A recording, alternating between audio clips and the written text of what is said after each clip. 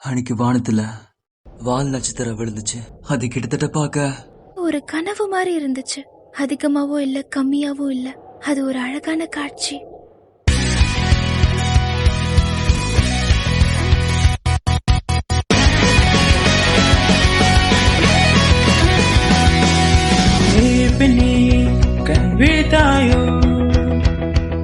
அப்புறமா கஃபேக்கு போலாம், என்ன சொல்ற? சாரி, எனக்கு வேலை இருக்கு. ஐயோ அத சொல்லாத. இந்த ஊர்ல என்னால இனிமேல் சகிச்சுட்டு இருக்கவே முடியாது. அடுத்த ஜென்மத்துல நான் ஒரு அழகான டோக்கியோ பையனா பிறக்கணும்.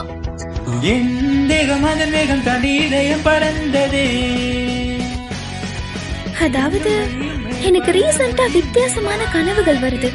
யாரோட லைஃபையும் வாழற மாதிரி சொல்லலாம். என்னது இது?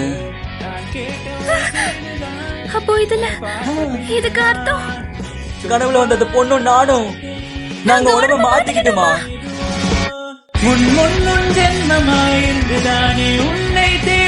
நாம சந்திக்க முடியாதோ, ஆனா நாங்க சந்திச்சா நான் என்ன பண்ணுவேன்?